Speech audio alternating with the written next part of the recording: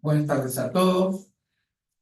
Vamos a empezar primero con algunas palabras de esta serie de charlas que venimos dando en homenaje a los grandes autores del derecho civil, los derechos reales y registrados. Doctor Felipe Pedro Villarro, nacido en Trenquelauquen, provincia de Buenos Aires. Vaya este particular homenaje para este particular hombre del derecho, que ya a la edad de 7 u 8 años, cuando su padre, secretario de la comisión directiva de la Biblioteca Rivadavia de Trenquelauquen, le hacía un encargo especial. Por su buena caligrafía, transcribía en su casa las actas de cada reunión de la comisión directiva. Don Felipe deslumbró con esas piezas bibliográficas y empezó una de sus primeras pasiones, en la biblioteca, la lectura.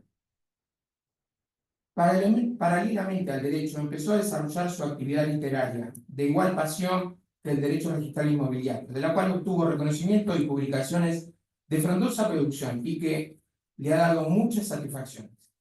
Entre otros, es necesario mencionar su último trabajo, que fue en el 2022, donde publicó una especie de ensayo y antología del soneto que se llama Música en Geometría. Fue presentado en este colegio de la Abogacía La Plata. Empieza a estudiar Derecho a distancia porque viajaba a la ciudad de La Plata para rendir las materias bajo la modalidad de libre. Y si bien le ofrecieron una beca para estudiar en España, eligió su tierra para terminar sus estudios de Derecho. A través de un escribano conocido de su familia, surge en la oportunidad de venirse a la ciudad de La Plata definitivamente para finalizar sus estudios, trabajar en la Dirección Provincial de Registro de la Propiedad, que se encontraba en el antiguo edificio del Ministerio de Economía. A sus 24 años se choca con otras personalidades sobresalientes en el derecho registral, como lo son Falvo y Scotti, en plena etapa de consolidación del proyecto de folio real para las inscripciones de dominio en dicho registro. Toda una novedad. Obtuvo el título de abogado en la Universidad Nacional de La Plata en 1969. Toda su vida se dedicó al dictado de conferencias y numerosos cursos en organismos públicos y privados sobre su especialidad, el derecho registral inmobiliario. Ha publicado numerosos trabajos tales como la legislación registral inmobiliaria, en colaboración con el doctor Raúl Vidar en 1972. También otros trabajos de trascendencia, como el que publica con el nombre de Situación Jurídica Prehorizontal, por medio de la editorial La Ley en 1970. Plazos registrales en la Ley 17801 de la editorial Jurisprudencia Argentina, también en 1970. Por este último trabajo mereció el premio del Instituto de Derecho Registral en 1971. Sigue sus obras con la titulada Acerca del carácter constitutivo de la publicidad registral inmobiliaria, editado en 1972. Respecto de lo laboral, fue funcionario del Registro de la Propiedad de la Provincia de Buenos Aires desde 1964, asesor en 1969 y subdirector general hasta el año 1976. Posteriormente fue asesor de la Dirección General del Registro de la Propiedad Inmueble de la Capital Federal. Desde lo académico se desempeñó como profesor titular del Derecho Registral en la Universidad Notarial Argentina. Dice una de sus obras: el silencio está tibio y quieto en la ceniza, pero una voz me grita: ¿quién eres?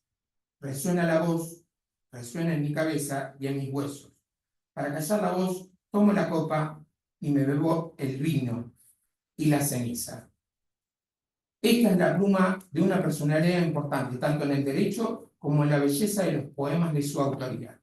Felipe Villarro, a sus 85 años, no deja de escribir.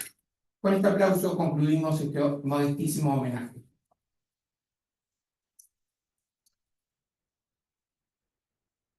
Bueno, hoy nos complace presentar a la doctora Jimena Lagos, abogada, escribana, martillera y corredora pública. La doctora Lagos cursó sus estudios de abogada en la Universidad Católica de La Plata, también como escribana en la misma universidad. Cuenta con un posgrado en Derecho Registral profundizado en la Universidad Notarial Argentina y la especialización en Documentación y Registración Inmobiliaria de la Universidad Nacional de La Plata.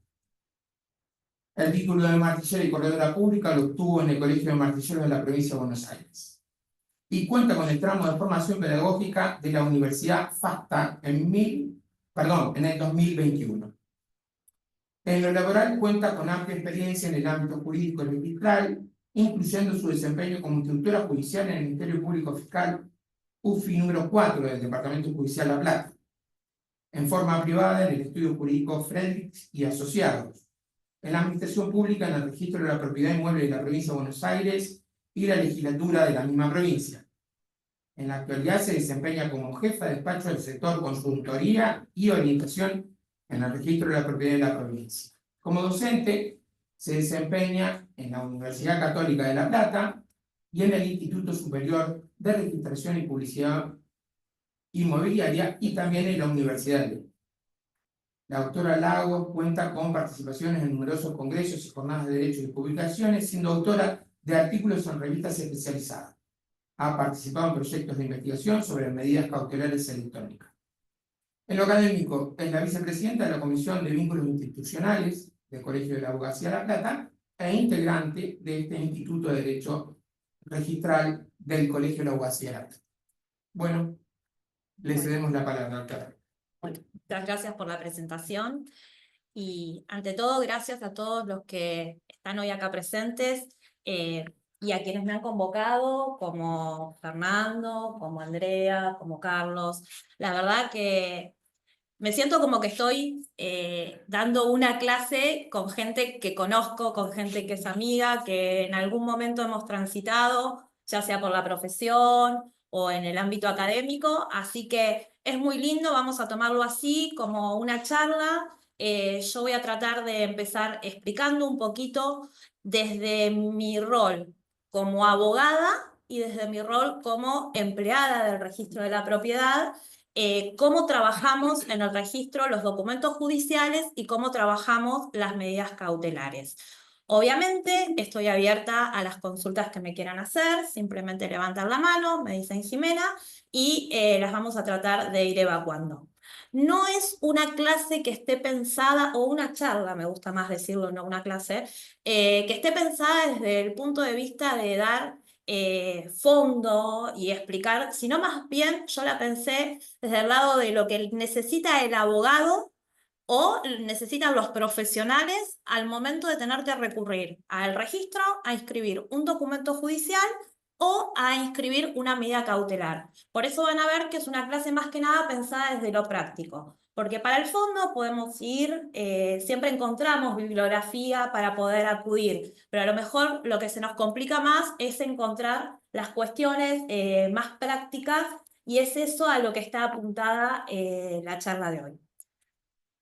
Bueno, vamos a empezar. Y una cosa que quería decir, todos aquellos que hemos trabajado o que trabajamos en el registro, es un honor estar en una clase en homenaje a Felipe Villaro.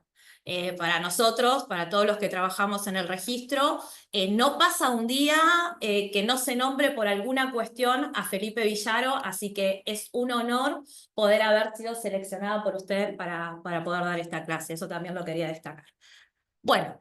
En principio, lo primero que nos tenemos que preguntar es ¿qué vinculación tenemos entre el documento judicial y el registro de la propiedad? Porque estamos en una charla en el contexto del Colegio de Abogados, estamos viendo cuáles serían los requisitos para inscribir un documento judicial en el ámbito del registro de la propiedad. Bueno, eso lo vamos a encontrar, es decir, lo vamos a encontrar el contexto en el artículo 2 y en el artículo 3 de la ley 17.801. Porque el artículo 2 nos dice que para su oponibilidad a terceros, todo documento que constituya, modifique, extinga derechos reales sobre inmuebles requiere inscribirse o anotarse en el registro de la propiedad inmueble de la provincia de Buenos Aires.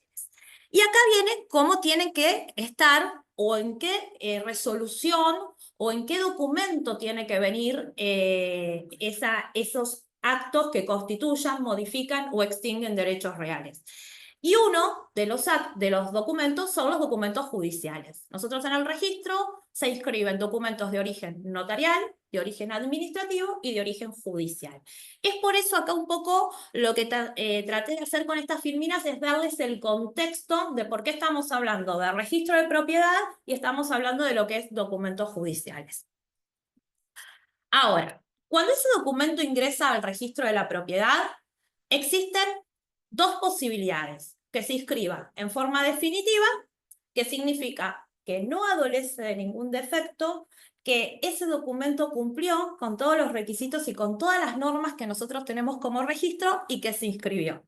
Y eso ahí a los abogados nos pone re contentos porque ingresamos el documento y salió inscripto definitivo. Esto visto del lado de afuera, a los abogados nos pone re contentos. Y visto del lado de adentro también, a los registradores nos pone muy contentos porque ese documento no vuelve a entrar y se fue inscrito. Entonces, lo que vamos a tratar de hacer esto es de consensuar de ambas partes para poder cumplir con esta finalidad.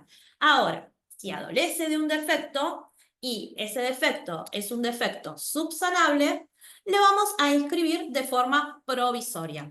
Una inscripción o vamos a ver que hay ciertos documentos que no tienen una inscripción provisoria y que directamente se devuelven o, como se dice, se rechazan.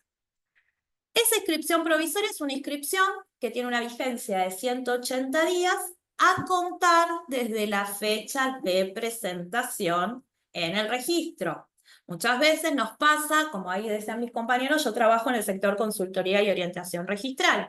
Muchas veces tenemos dudas o consultas desde qué momento cuentan esos 180 días.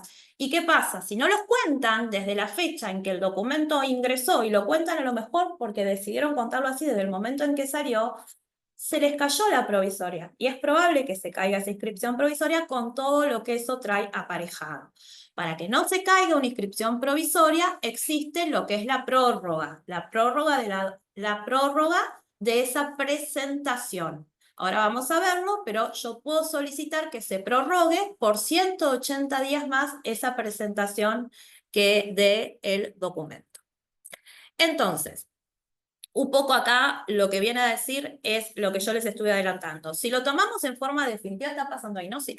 Si lo tomamos en forma definitiva el documento, ¿qué se va a llevar el profesional cuando venga al registro a retirar el documento judicial? Se va a llevar el testimonio y se va a llevar, si es provincia de Buenos Aires, el folio de seguridad con una nota de registración que comúnmente nosotros llamamos plancha en lo que es la jerga del registro, que conforme la ley 17.801 es nota de registración que tiene un sello de color violáceo y que en ese sello violáceo va a tener el número de presentación, va a tener la fecha, va a tener la inscripción de dominio y el partido de que se trate. Eso significa que el documento se tomó en forma definitiva. Esa nota de registración, si es un documento de provincia de Buenos Aires, va a estar en el folio de seguridad, en el reverso del folio de seguridad. Si es lo que llamamos extraña jurisdicción, que es todo documento que no provenga de un órgano jurisdiccional de la provincia de Buenos Aires, lo vamos a encontrar en lo que es el testimonio. Acá quiero hacer una aclaración, más que nada para aquellos que son abogados en el ejercicio de la matrícula.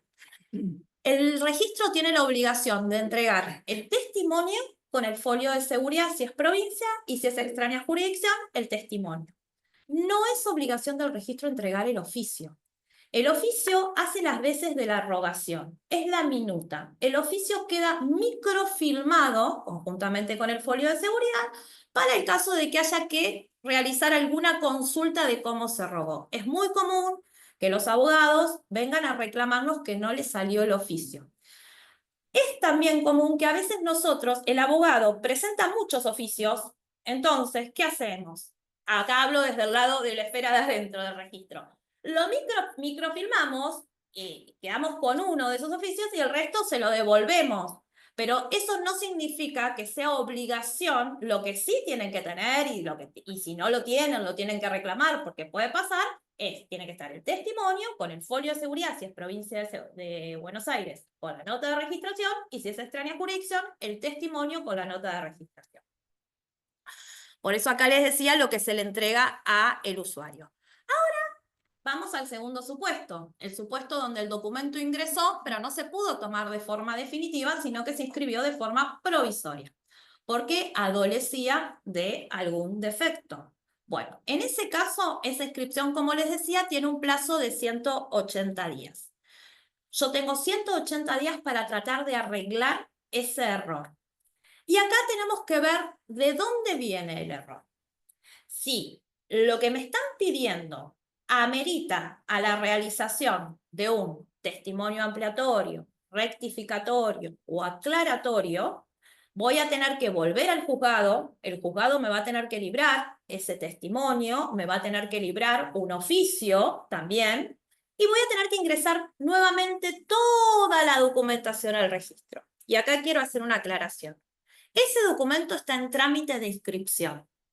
Por lo cual, ese documento, si es provincia de Buenos Aires, que tenía un folio de seguridad, ese folio de seguridad es el folio que está tramitando con esa documentación. No me tiene que volver a librar el juzgado y no le tengo que volver a pedir al juzgado el libramiento de un nuevo folio de seguridad, porque después acá empiezan los problemas. Se fue por una observación que requería un ampliatorio, un testimonio ampliatorio, un oficio ampliatorio, vino al juzgado, libraron, le pidieron que le libre un nuevo folio de seguridad, entonces entra al registro con 2 folios de seguridad. Y entonces ahí sale la otra observación, diciéndole de que va a tener que dejar sin efecto un folio de seguridad y correlacionar toda la documentación a ese folio de seguridad. Entonces, esto es lo importante, está dentro del proceso inscriptorio y esto es lo que yo tengo que hacer si necesito ir al juzgado. Pero acá aparece una disposición técnico-registral que para los abogados es de alguna forma salvadora, que es la disposición técnico-registral 34 del 93. La disposición 34 del 93 es aquella que permite que los abogados en el ejercicio de su profesión realicen o complementen aquella observación a través de una simple nota firmada por el letrado. Ojo que hay que tener en cuenta lo siguiente, que lo que se puede arreglar por esa disposición, es decir, por nota, es aquello que establece la disposición, los datos que la disposición me dice, que son aquellos datos que tienen que ver con los datos filiatorios de la persona, con los datos que tienen que ver con las proporciones a inscribir, con los datos que tienen que ver a lo mejor con cuestiones de identificación del inmueble, pero que no hagan a la designación, ni cuestiones profundas que tengan que ver con el inmueble. Si bien la disposición, si nosotros la ponemos a leer, vamos a ver que habla de que da esta posibilidad en los supuestos de procesos de declaratoria de herederos, que ya la clase que viene lo van a trabajar con la doctora Guerrero y con la doctora Muñoz. Si bien dice que simplemente es para las declaratorias de herederos, en realidad el criterio que se tiene desde el departamento jurídico, esto lo consulté previamente a dar otras capacitaciones, es que es aplicable a todo documento judicial, es decir, lo hacemos extensivo a todo documento judicial, siempre y cuando se trate de los supuestos que están enmarcados dentro de esta disposición. Entonces, ahí es mucho más fácil, porque ahí, como abogados, lo único que tenemos que hacer es incorporar una nota, una simple nota, incorporarla a esa documentación y dar reingreso nuevamente a la documentación sin necesidad de tener que pasar por lo que es el juzgado. Y acá esta aclaración, que ya se las dije, pero entendiendo siempre que el folio de seguridad es el mismo, es ese que con esa documentación. No necesito volver a pasar por el juzgado y pedir un nuevo folio de seguridad, porque si no, lejos de solucionarme el tema, la voy a terminar empeorando, porque ahí va a venir una nueva observación y distinta a la que teníamos. Bueno, ahora, hasta acá estábamos ante el supuesto de que el documento, yo les dije que estaba en proceso de inscripción. No se había llevado a registrar de forma definitiva. El supuesto de las inexactitudes en los términos del artículo 35 de la ley 17.801 ya es otro caso. Es cuando se registró el documento, se tomó ese documento, pero ¿qué pasó? Hay una incongruencia entre la realidad registral y la realidad efectivamente de los hechos que ocurrieron. ¿Qué puede pasar? puede haber pasado que al momento de traerlo a inscribir ese documento, omitieron, por ejemplo, consignar a uno de los herederos o a uno de los titulares que debería inscribirse, pero ahí se rogó de esa forma, lo cual el registro inscribió de acuerdo a la forma en que se rogó y así se anotó. Entonces ahí sí cómo se soluciona. Ahí no me queda otra opción de tener que ir al juzgado. Voy a ir al juzgado, le voy a tener que pedir al juzgado que me libre un oficio rectificatorio con su correspondiente testimonio y ahí va a venir con un folio de seguridad autónomo que habla de rectificatoria, que tiene que estar la medida que va a ser rectificatoria e ingresa por mesa de entradas. Puede darse un supuesto que acá lo quiero aclarar porque la mirada del departamento jurídico es que se acepten las dos opciones, que se puede dar el supuesto de qué pasa. El error se cometió en una declaratoria de herederos, ¿no es cierto? Perfecto. Entra todo el abogado al expediente denunciando esta circunstancia, denunciando de que omitió consignar a uno de los herederos. No era que no estaba el heredero, sino que no lo consignó en el oficio, por lo cual nosotros, bueno, perfecto. El juzgado saca ese testimonio ampliatorio y ese oficio rectificatorio, pero lo correlaciona al folio de seguridad de la declaratoria de herederos. En ese caso, lo que sí tiene que estar es incorporada a la medida. No me puede venir nada más que el folio de seguridad diciendo medida declaratoria de herederos. Me puede incorporar la medida declaratoria de herederos, un guión rectificatoria y me correlaciona esa documentación a ese folio de seguridad, no habría inconvenientes. Obviamente va a tener que tener un nuevo número de ingreso por mesa de entradas, pagar el timbrado correspondiente a la medida, que es la rectificatoria, y también lo estaríamos registrando.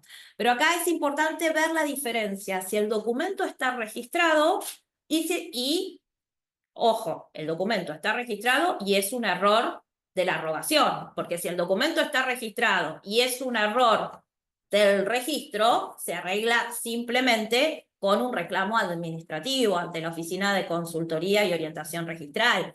Pero acá estoy hablando de un error en la rogación, entonces ese es el supuesto al caso anterior que estábamos dentro de lo que es el proceso de inscripción. ¿Se entiende esto?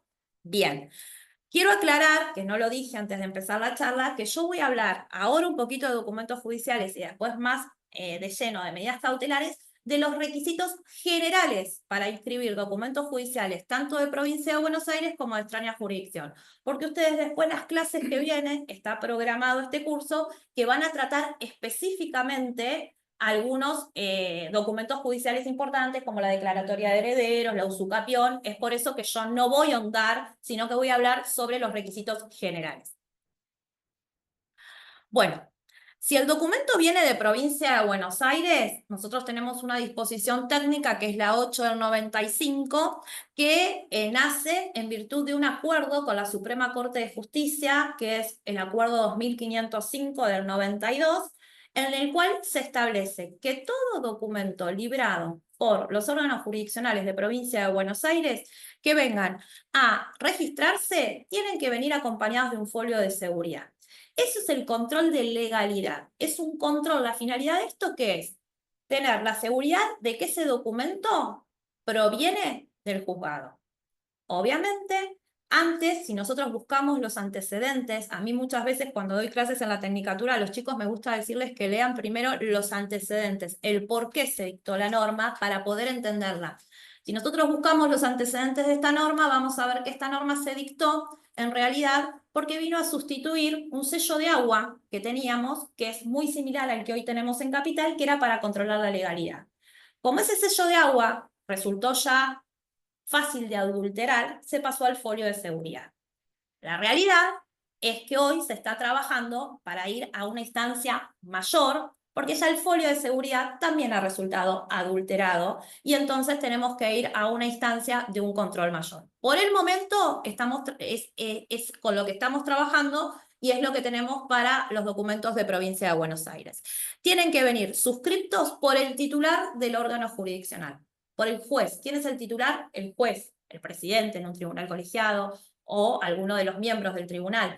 no puede venir suscripto ni por el auxiliar letrado, ni puede venir suscripto por el secretario. Durante mucho tiempo lo hemos aceptado por haber relajado en el cumplimiento de la norma, pero bueno, ya en el 2010 se saca la disposición 6 del 2010 donde recuerda que es necesario que esté firmado por el titular. Si no lo firma el titular, va a ser una causal de observación.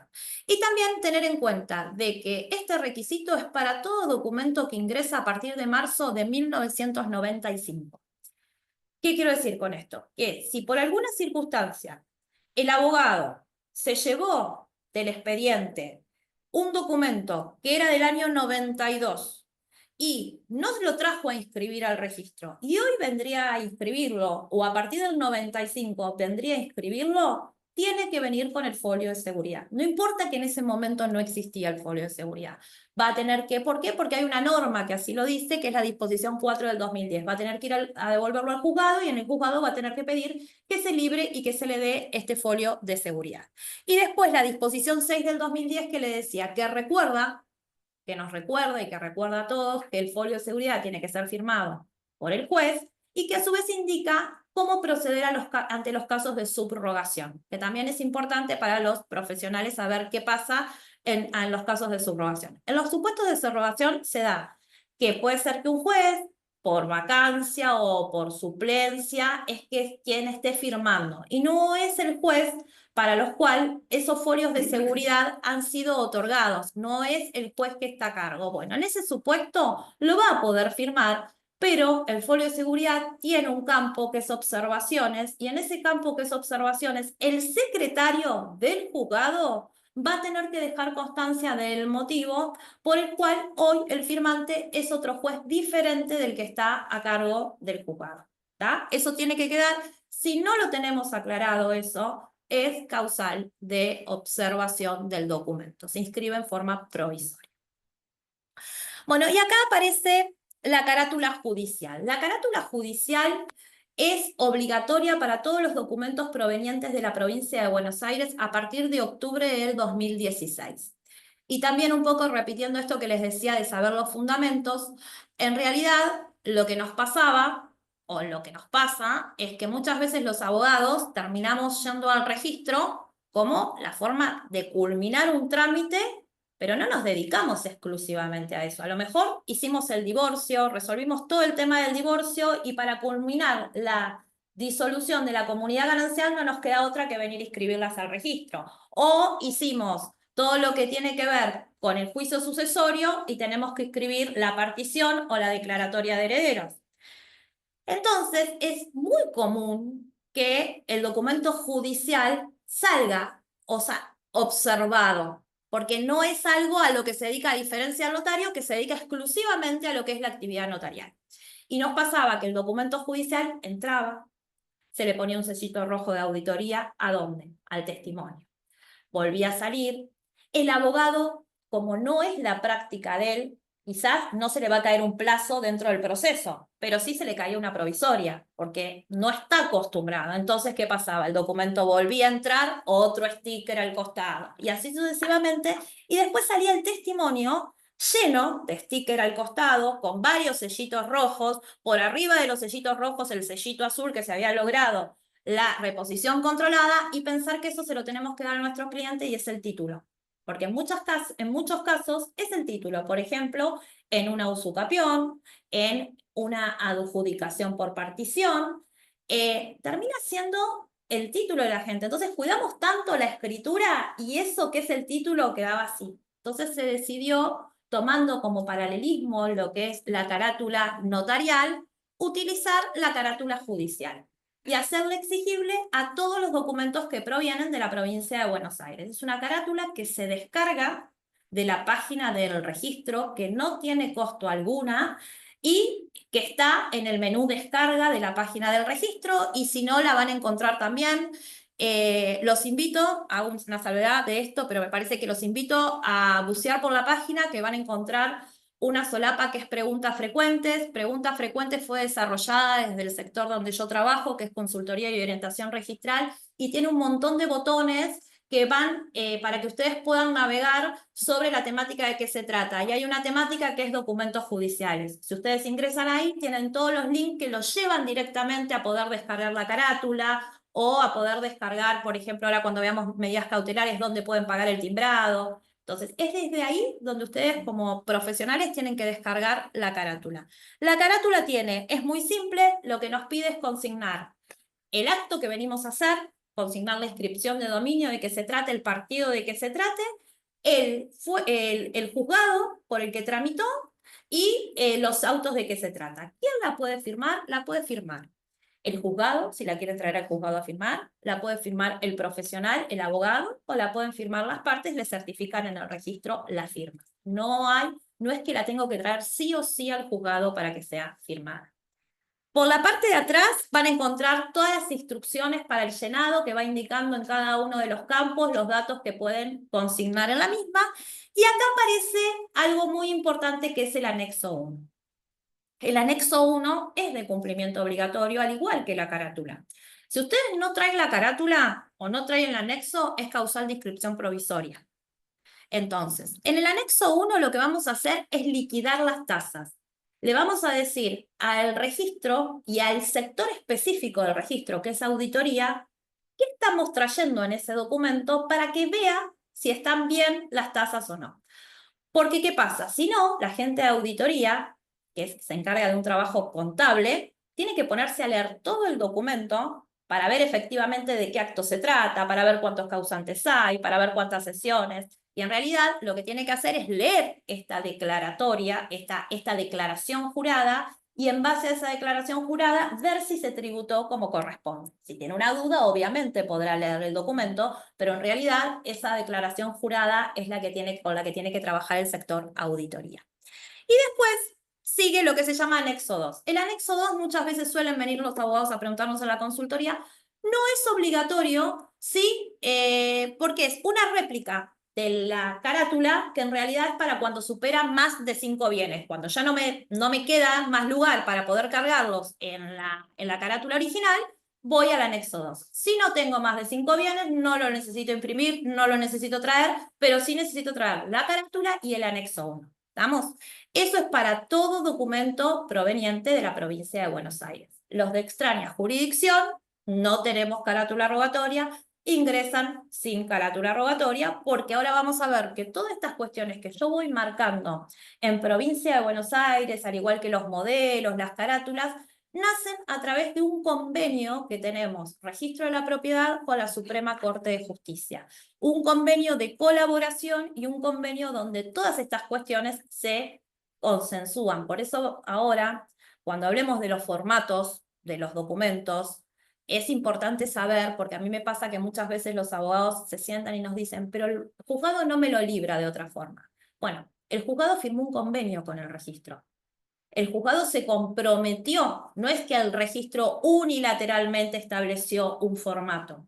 El juzgado firmó un convenio donde se consensuó, y es más, podría decir que en ese momento, ¿te acordás, Fer, que participamos de las reuniones? Es decir, que prácticamente nos allanamos a respetar los formatos que ellos establecían, y que si ahora lo quieren cambiar, o quieren incorporar algo diferente, van a tener que volver a modificar ese convenio, pero no se puede unilateralmente decidir que ese formato ya no es más el vigente, ¿está?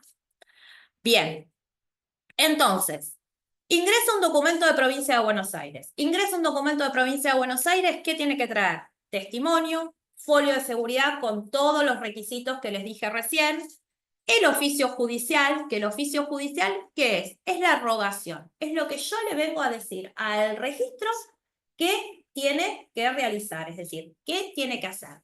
Importante, una disposición técnico registral 11 del 99. La 11 del 99 nos dice que la rogación es una rogación por inmueble. ¿Está? Es un oficio por inmueble. El testimonio puede ser que abarque varios inmuebles. Obviamente un único testimonio se le debe una única presentación. Un folio de seguridad que me legalice ese testimonio, pero si yo tengo 5 inmuebles, tengo que traer 5 oficios. ¿Está? Bien. La carátula rogatoria, como les expliqué recién, y acá aparecen 2 requisitos más que no son nuestros, es decir, que no son propios del registro, que se cumplen en otro organismo, pero que el registro los controla, que estén cumplidos, que son el certificado 1 de catastro y el visado de sellos. Ahora vamos a ver de qué se trata cada uno de ellos, lo cual implica que el profesional, cuando saca del juzgado esta documentación, antes de ir al registro, tiene que pasar por sellos, hacer y a cumplir este requisito. Pasa muchas veces que del juzgado vienen directo al registro y entonces le va a salir inscripto provisorio. ¿Por qué? Porque le falta ese requisito que nosotros lo verificamos de que esté y le vamos a decir, falta visado de sellos, adjuntar certificado 1 de catastro. Esa es la observación. Ahora, los documentos que vienen de extraña jurisdicción van a tener que traer el testimonio ley. El testimonio tiene que estar suscrito por el juez y el secretario y va a tener que tener un sello de agua. Ese sello de agua es un sello como si fuera, que nosotros al relieve lo tocamos como si fuera una grabación, que tiene que venir en el testimonio. Ahí sí viene un oficio, ya el juzgado no libra el oficio, viene un oficio que tiene que realizar un abogado de provincia. Por defensa de las incumbencias de los abogados de la provincia de Buenos Aires, el registro de la propiedad tiene firmado un convenio por el cual toda rogación que provenga de extraña jurisdicción requiere que sí o sí esté rogada por un abogado de la provincia de Buenos Aires. Por más que no haya participado él en el proceso, pero sí va a tener que venir a rogar.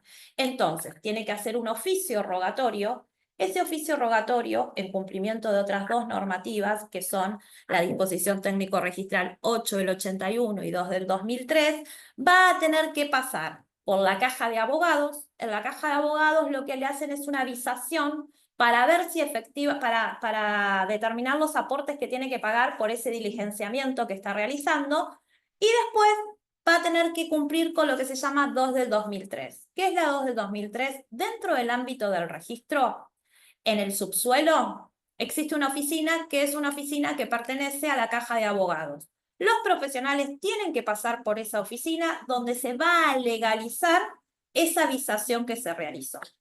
Una vez hecho eso, ingresa el documento. Cada vez que el documento salga observado, es necesaria que esa legalización se realice con la fecha de presentación del documento en el registro. Me pasa que muchas veces lo cumplieron, la primera vez lo cumplieron. Entonces sale una observación que no tiene nada que ver con la legalización, que es una observación que tiene que ver con una cuestión X. Por ejemplo, consignar proporciones en forma correcta o con común denominador. Lo consignan y lo vuelven a entrar al documento. Y no pasaron por la legalización. Entonces ya ahí sale observado diciéndole que falta la legalización. ¿Por qué? Porque hicieron la avisación y la avisación está perfecta. Pero esa legalización tiene que ser de la misma fecha en la que reingresan el documento. Bueno, y aparece el certificado 1 de catastro, que es lo mismo que en provincia, y el visado de sellos, que ahora vamos a ver. Mientras la doctora, si quiere tomar un poquito de agua, voy a contar dos cosas que obviamente me va a corregir si lo digo mal.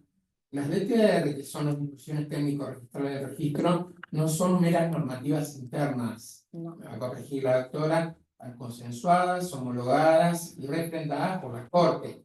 Muchas veces los abogados de la matrícula nos dicen, bueno, pero esta normativa interna, no es una mera disposición del registro. Claro. Simplemente un punto para que tomaras agua. Muchas gracias, Carlitos. No, en realidad, como dice Carlos, muy bien, cuando ustedes van a ver que yo acá en la capacitación que les estoy explicando siempre hablo de DTR, disposición técnico registral, porque es interna y externa, y como dice Carlos, está concentrada. Después tenemos nosotros mucha norma interna, que a veces la trabajamos cuando damos capacitaciones internas, que es para nosotros, pero cuando nosotros, es más, estas normas, ustedes la van a encontrar disponibles depende de qué se trate, pero la mayoría, primero todas en el digesto de la página del registro de la propiedad, y después aquellas que son de mayor uso para los abogados, las encuentran en las páginas de los colegios correspondientes, en la página de la Suprema Corte, porque es una norma en la cual, es decir, va también dirigida hacia lo que es el afuera. Bueno, el certificado catastral, ¿qué nos va a dar a nosotros? El certificado catastral nos va a dar el relevamiento económico y el relevamiento físico del inmueble. Por lo cual, con ese relevamiento económico va a controlarse lo que yo les dije cuando hacíamos la liquidación, se va a controlar el pago de la tasa que corresponde. Por eso es importante llevar a cabo y acompañar lo que es el certificado de catastro, salvo para muy pocos documentos no se lleva certificado de catastro, hablo de documentos judiciales, que después lo irán viendo cuando desarrollen cada uno de los documentos, pero la mayoría llevan certificado uno de catastro porque le va a dar el relevamiento físico y el relevamiento económico del inmueble. Y el visado de sellos lo que va a hacer, que se realiza todo a través de otro organismo, que se realiza a través de lo que es ARBA, que creo que tiene una parte virtual y una parte presencial, pero ya eso escapa a nosotros como organismo, si controlamos que esté. El visado de sellos lo que va a controlar es que esté correspondiente, que se haya liberado impositivamente a ese inmueble, que ese inmueble se hayan hecho lo que es la presentación de la declaración jurada y que se haya abonado lo que tiene que ver con el impuesto de sellos y la transmisión gratuita de los inmuebles. Todo esto es un control que realizan desde la parte de sellos. A nosotros ya nos llega con un visado que se pone por detrás del documento y en todos los documentos que forman parte de lo que ingresa al registro, que es un visado como si fuera oxogonal de color entre un violáceo, azulado. Entonces nosotros controlamos que ese visado esté. Si ese visado está, nosotros entendemos que ya todo eso estuvo cumplimentado. ¿Está? Si no está, lo solicitamos. Bien. Y acá aparece una figura que es la mesa de entradas virtual. La mesa de entradas virtual de la MEB, que es para los documentos de la provincia de Buenos Aires, surgió también a través de una disposición, no surgió la mesa de entrada virtual, sino nuestro requisito de controlar los documentos en la mesa de entrada virtual surge a través de una disposición técnica, la 6 del 2017, por esto que les decía, donde ya nos encontramos con folios de seguridad que han sido adulterados. Entonces, una forma de control es que ese documento judicial, antes de llegar al inscriptor, esto depende de la organización de cada oficina, en algunas oficinas es antes de llegar al inscriptor, en otras oficinas es el inscriptor, pero quien le solicita al profesional, pero lo que no puede pasar es que el profesional tiene que verificar de que ese proceso efectivamente existe, es decir, va a tener que verificar en la MEB la existencia de ese proceso. Hay excepciones de los procesos de familia que ustedes saben que tienen una protección especial, que no permite que cualquier abogado que no forme parte del proceso pueda tener vista del mismo. Entonces, ¿qué hace el abogado? El abogado lo que hace es, si está en la MEP ese proceso, le pone un sellito que está controlado. Si no figura en la MEP, avisa, es decir, no hay control, y en ese caso la causal es causal de observación. Se toma en forma provisoria, y ahí viene el tema de que muchas veces vienen y nos consultan y nos dicen los abogados, pero si está, si yo lo tengo. No quiere decir que todo proceso que salga de que tiene que verificarse en la MEP sea fraudulento. No, eso no quiere decirlo. Pero muchas veces hay una omisión desde los juzgados que lo tienen que poner visible para que puedan ser vistos por todos los letrados, y simplemente el abogado va al juzgado o envía una comunicación al juzgado y le pide que pongan visible el expediente, lo ponen visible y después ese documento reingresa y no hay ninguna dificultad. ¿Está? Bien, y acá esto que les decía, y se los taché con una crucecita en rojo. Este modelo que está acá, es el modelo que se aprobó por disposición técnico registral 14 del 2016.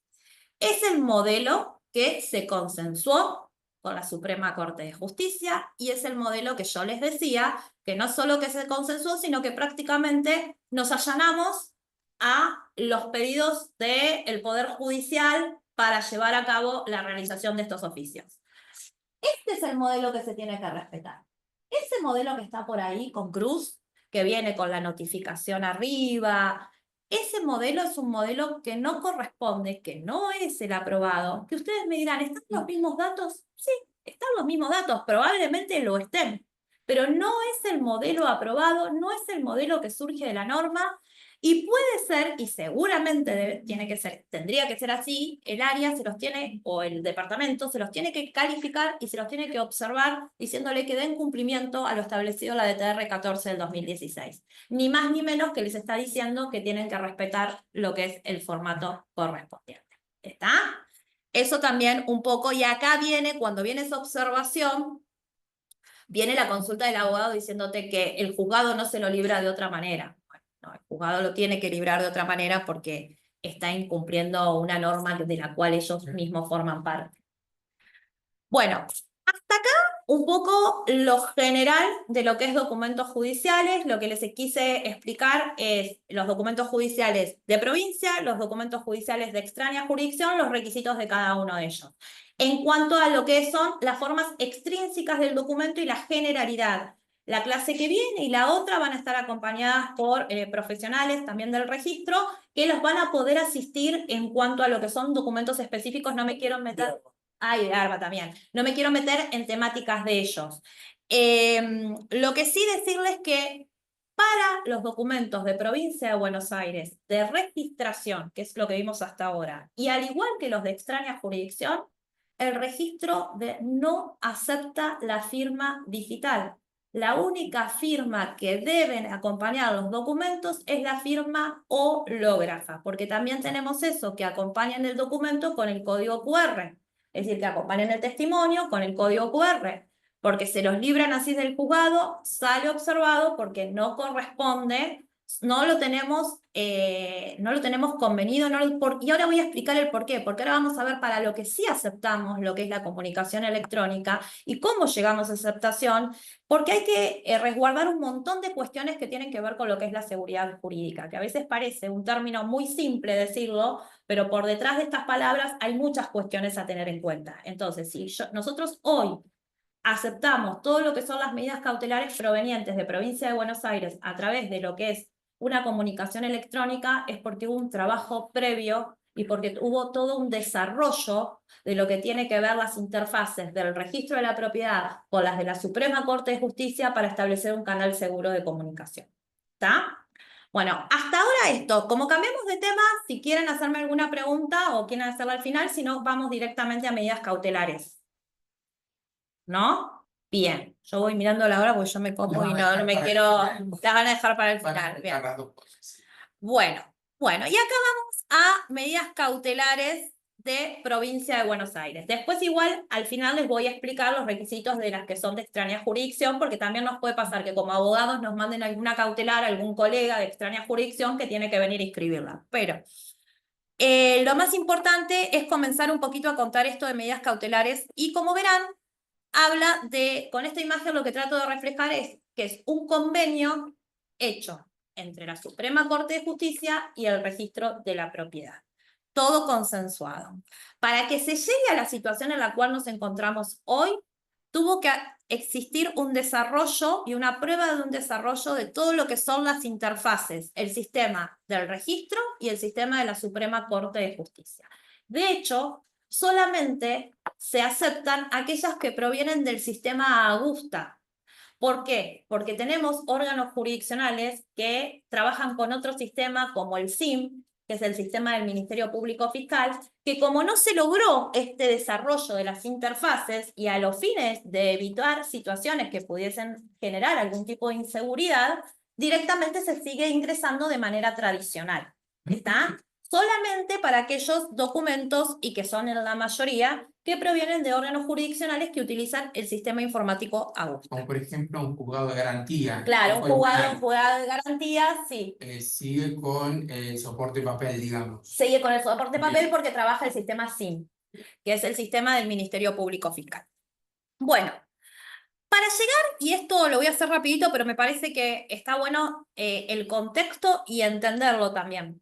Para llegar a la situación en la que estamos desde el 2019, que es la comunicación de medidas cautelares electrónicas, empezamos a trabajar en el 2012. No es que se hizo de la noche a la mañana. ¿Por qué? Porque esto hubo que establecer sistemas de prueba, de error y brindar lo que se viene hablando, que es un tema de seguridad jurídica. Estamos hablando ni más ni menos que de lo que son las medidas cautelares.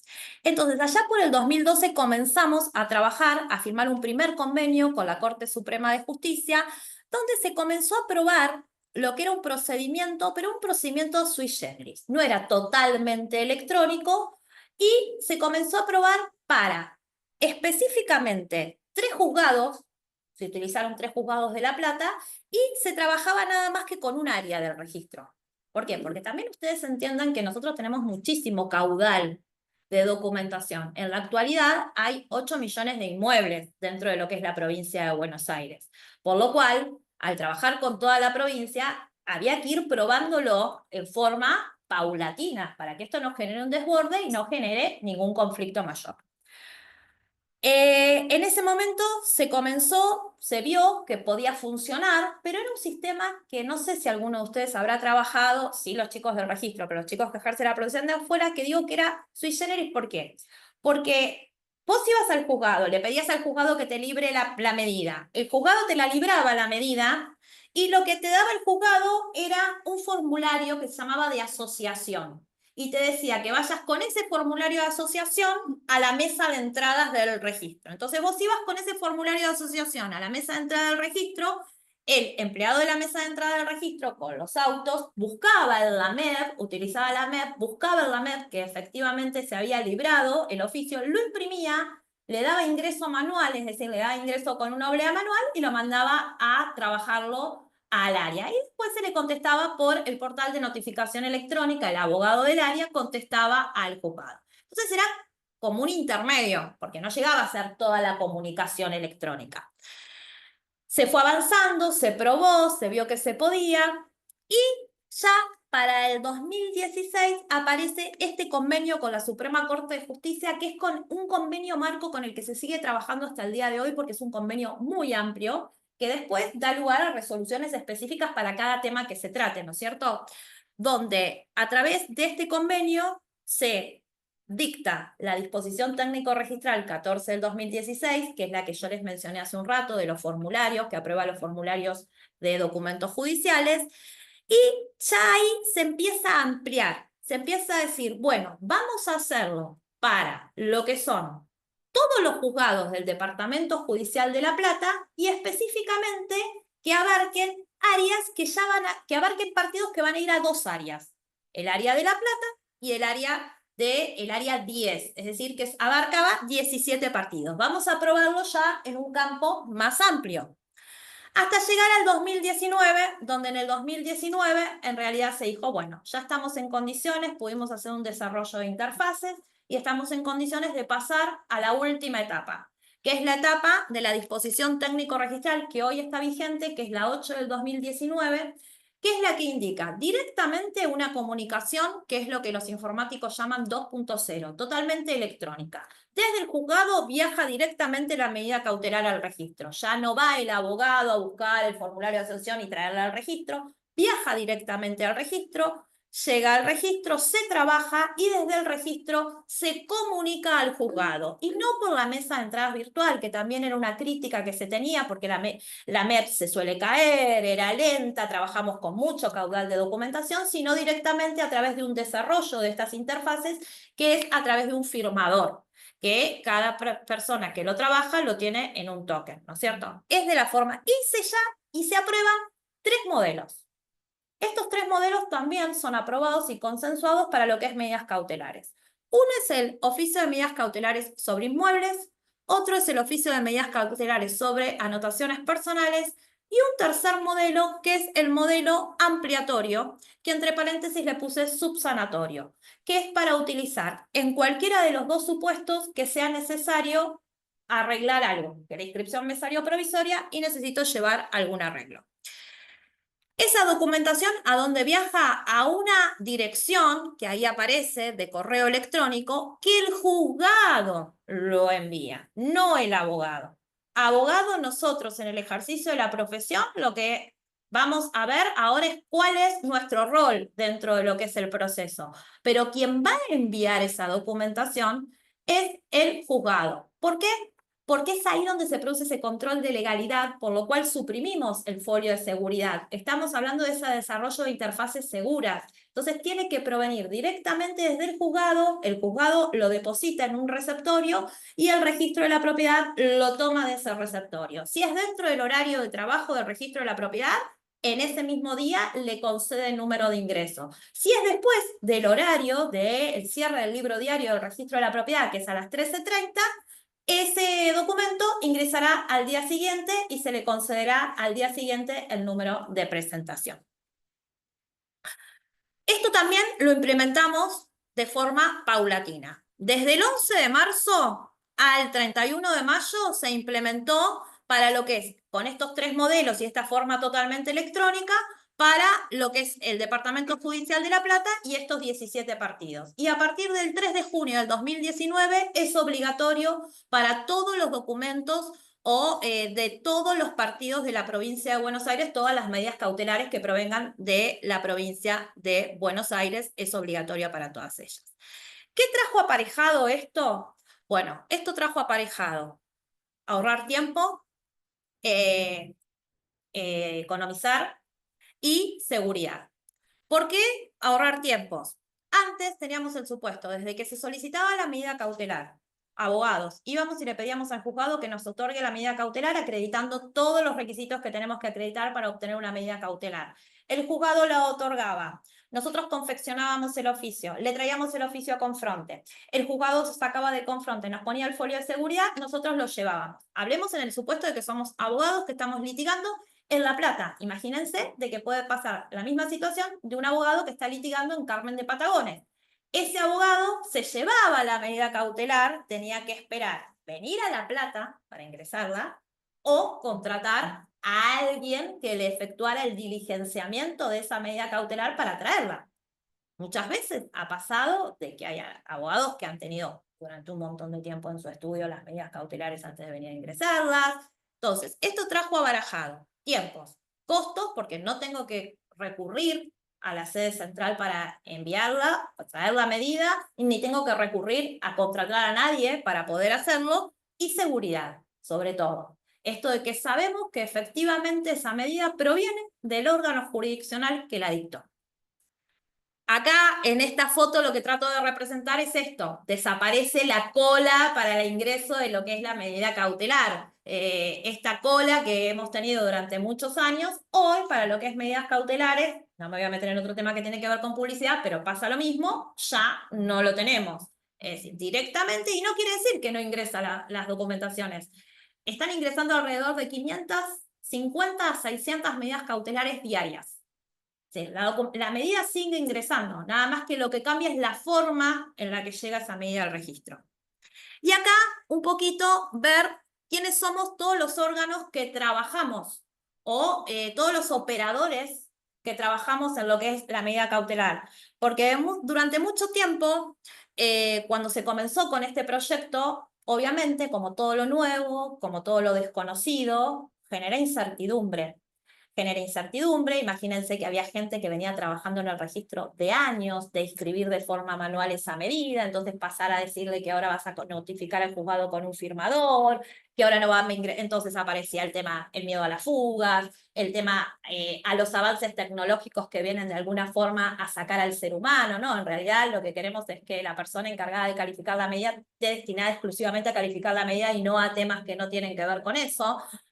Y también otra de las cuestiones era que ahora el abogado no va a poder más velar por su medida cautelar. Que quién más que quiere que el abogado controlar esa medida cautelar y que lo sacaron de la escena. No se lo sacó de la escena, ni mucho menos. Cada uno van variando los roles. Entonces, por eso, con esta filmina, es un poco explicar eso. El abogado lo que tiene que hacer, una vez que dentro de su proceso está en condiciones de solicitarle a su señoría el libramiento de una medida cautelar, tiene que solicitársela, el juez se la tiene que conceder y una vez que se la concede tiene que pagar el timbrado por la medida que va a hacer, que ahora vamos a ver el tema del timbrado.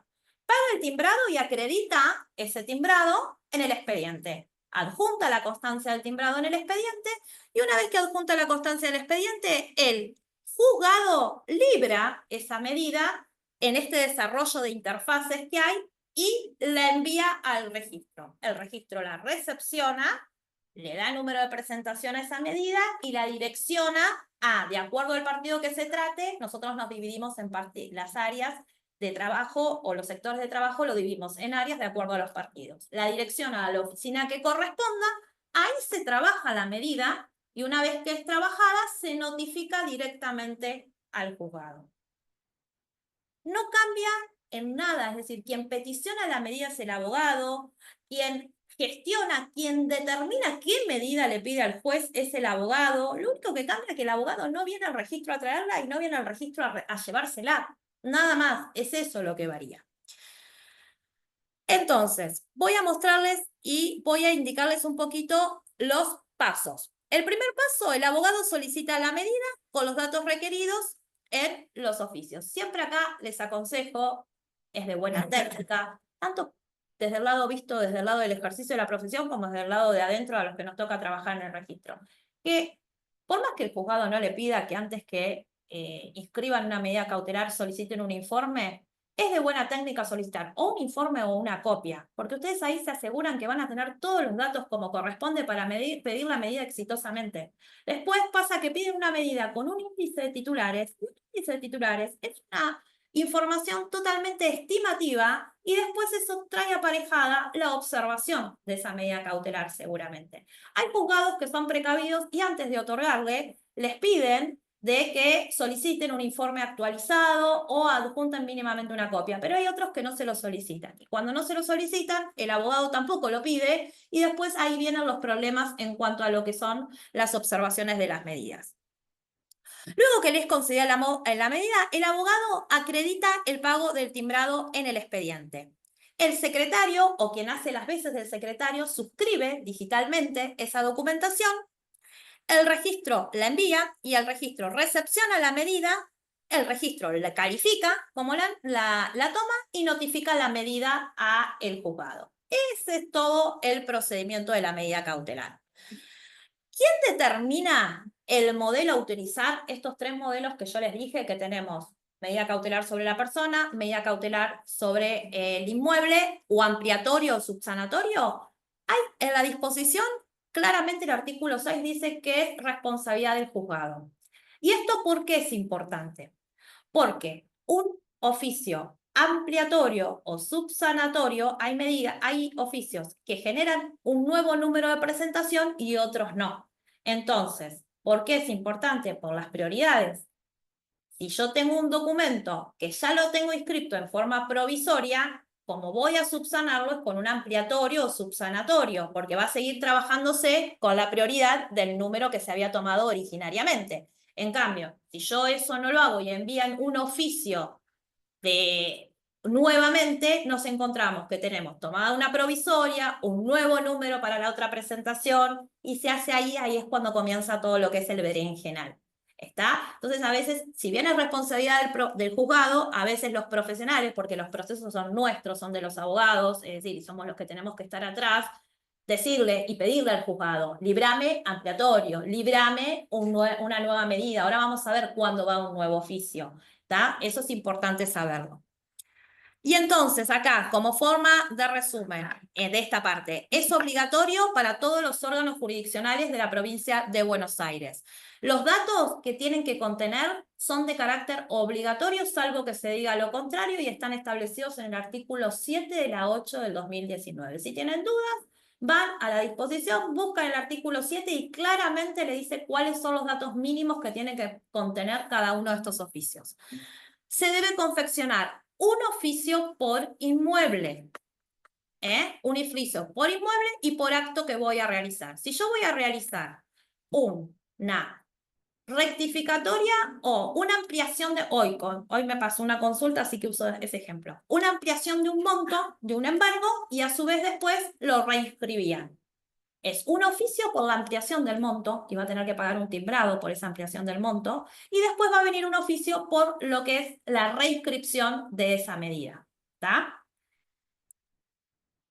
Si se trata de anotaciones personales, es un oficio por persona. Si yo voy a inhibir a 5 personas dentro de mi proceso, voy a tener que acompañar 5 oficios. Y el timbrado, y acá viene el tema que es el de mayor problema con los abogados. El timbrado es un timbrado por oficio. Yo les di el ejemplo de que en un proceso, en una quiebra, por ejemplo, tengo que inhibir a 5. ¿Qué hacen? Van, generan la boleta y pagan el timbrado por los 5 en un mismo timbrado. Lo incorporan al expediente, se incorpora eso al expediente y entonces cuando el juzgado libra el oficio pone ese número de timbrado, que ahora vamos a ver cuál es el número timbrado, en los 5 oficios. El timbrado, el oficio cuando entró, que ahora vamos a ver, va en forma paralela a 2 lugares. A uno de los lugares a donde va es a una oficina que se llama vinculación con el Estado, que es la oficina que hace el control de la tasa.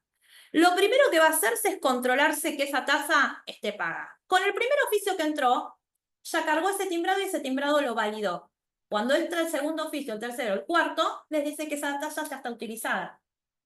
Por más que se corresponda a un timbrado solo, ¿se entiende? Entonces, cada oficio tiene que tener su timbrado por separado. Eso es sumamente importante. Y no se adjunta nada. Muchas veces nos pasó, ahora ya estamos un poco más acostumbrados, pero al principio querían adjuntar el oficio. A ver, nosotros abogados en el expediente podemos adjuntar por notificación electrónica lo que queramos. Yo estoy hablando de cuando el documento, el oficio viene al registro. Cuando viene al registro viaja solito el oficio. No viene con el comprobante de pago ni nada de eso. Eso queda en el expediente. A nosotros no nos llega, ¿está? Y no debe llegarnos porque si no se rechaza directamente porque el documento viaja solo. Y acá una bien gráfico para que estemos atentos a esto. Advertencia, ¿qué es lo que mayor problema tenemos con el tema de las medidas cautelares? El timbrado se valida y debe estar acreditado al momento de ingreso al registro de la propiedad. Como cualquier pago que hacemos nosotros cuando compramos algo por Mercado Libre, cuando pagamos algo, hay entidades financieras que tienen un plazo de acreditación. Bueno, si nosotros pagamos ese timbrado y no lo pagamos de forma electrónica o en una caja del Colegio de Escribanos y decidimos pagarlo en un oficio, en un banco habilitado, como puede ser el Banco Provincia, el Banco Hipotecario, que son organismos habilitados, inmediatamente voy al juzgado y pido, lo acredito y pido que se libre el oficio. Y el juzgado lo va a librar porque el juzgado tiene una obligación, el secretario, que tiene un plazo de 48 horas desde que uno le deja el timbrado para librar el oficio. Si no incurre en una falta él como secretario. Entonces el secretario lo va a librar y probablemente llegue al registro y el registro vaya a buscar ese timbrado y ese timbrado no esté pago. Y entonces ahí les va a aparecer una observación que seguramente la habrán visto, que es boleta generada, pago no acreditado. ¿Qué quiere decir eso? Que la boleta se generó, que ustedes generaron esa boleta, pero que el pago todavía no se acreditó. Entonces, siempre sepan que estos 2 lugares son los de acreditación inmediata. Y si no, que tienen que esperar 72 horas para mayor seguridad, muchos son 48, pero mayor seguridad 72 horas para ir al expediente a dejarle el timbrado o a adjuntarle por la notificación electrónica, porque cuando ustedes se lo adjunten, el juzgado lo va a enviar inmediatamente. ¿Por qué? Porque tiene, dentro de esta resolución que yo les comenté, la obligación el secretario de enviarlo en un plazo que no sea mayor a las 48 horas. ¿Está? Entonces, esa es una observación muy común que da lugar a una inscripción provisoria. ¿Dónde encuentran los abogados la forma de pagar el timbrado? También es muy común esta consulta que no saben dónde encontrarlo. ¿Y cómo pagan esto? Van a ir a la página del Colegio de Escribanos y en la página del Colegio de Escribanos se van a encontrar que existen 3 tipos, donde dice tasas, que existen 3 solapas para pagar. Una que es para inscripciones, otra que es para publicidad web y carga de saldo, y la otra que es para medidas cautelares web, uso judicial. Si van a ingresar una medida cautelar, es ahí donde tienen que ticlear y tienen que ticlear que es para uso judicial. Porque nos pasan 2 cosas. O que van directamente a la de carga de saldo, que es la que tenemos todos los abogados en nuestra cuenta de usuario suscripto, que es para cargar saldo. Entonces, directamente se carga saldo en nuestra cuenta, pero eso no entra a la cuenta judicial de lo que son las medidas cautelares. Entonces, cuando el documento llega al registro, sale observado porque falta pagar eso, o que no ticlean que es para, cuando generan esta boleta, por debajo hay un tilde que hay que poner que es para uso judicial. Porque inmediatamente esa plata que ingresa a través de esa boleta que tiene que es para uso judicial, se direcciona a una cuenta especial que tiene el Colegio de Escribanos y el registro, que es para todo lo que tiene que ver con lo judicial. Pero tenemos muchas consultas de los abogados que dicen, me lo devolvieron y me dicen que es por carga de saldo. Claro, es que cargaron la plata en su cuenta, la van a poder utilizar después para publicidad, para lo que fuere, pero no para uso judicial. ¿Está? Este es el modelo del oficio, así nosotros descargamos el oficio. El oficio que llega desde el juzgado, nosotros lo descargamos y queda de esta manera. Es con este oficio y con este modelo con el que trabajan los chicos de embargos. Acá, datos importantes a tener en cuenta. Por arriba aparece el número de presentación. Choca con el sistema, directamente el sistema otorga ese número de presentación. Estos numeritos que aparecen por acá arriba es el número de presentación. Después siempre es importante consignar la medida a solicitar. Si es una restricción o es un levantamiento, tengo que decir en relación a qué medida voy a reescribir o mencionar qué medida voy a levantar. Necesito mencionarla, necesito dar el número de presentación de forma correcta y la fecha de forma correcta. Después, los datos del inmueble. ¿Cuáles son los datos del inmueble fundamentales? El partido, la inscripción de dominio, sobre todo si estamos hablando de una técnica de folio real matrícula. Quizás si estemos hablando de otra técnica que ahora les voy a mostrar, los folios protocolizados requieran que nos pidan un mayor dato porque es más difícil individualizar el inmueble. No es porque seamos más caprichosos, sino porque ahora van a ver que no es tan fácil llegar al inmueble y tenemos que trabar la medida sobre el inmueble que corresponde, ¿no?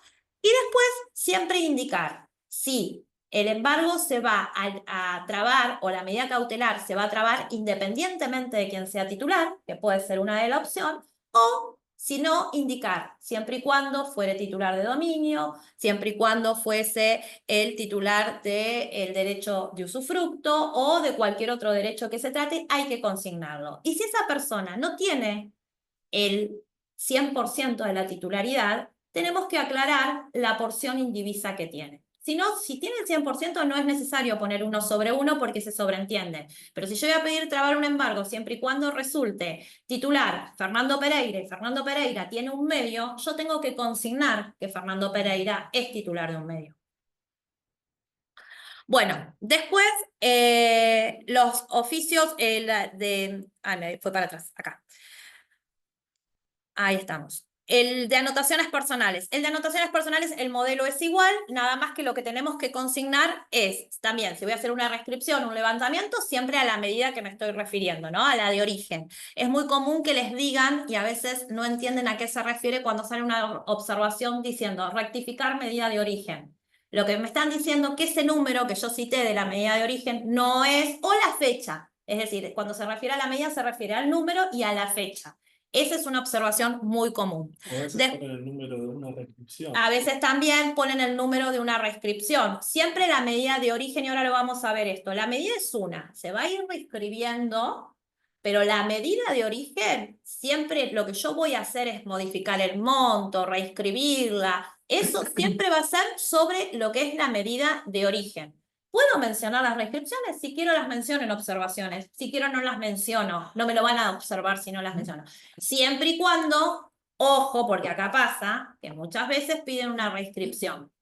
Cuando piden la restricción, en realidad ya se había caído la medida. Entonces, nosotros cuando la registramos como un nuevo pedido. Igual lo hacemos saber, en la nota de registración ponemos que se trabó como nuevo embargo. Entonces ahí, yo esa restricción, por más que lo rogué como restricción, lo tengo porque es medida de origen. ¿Se entiende esto?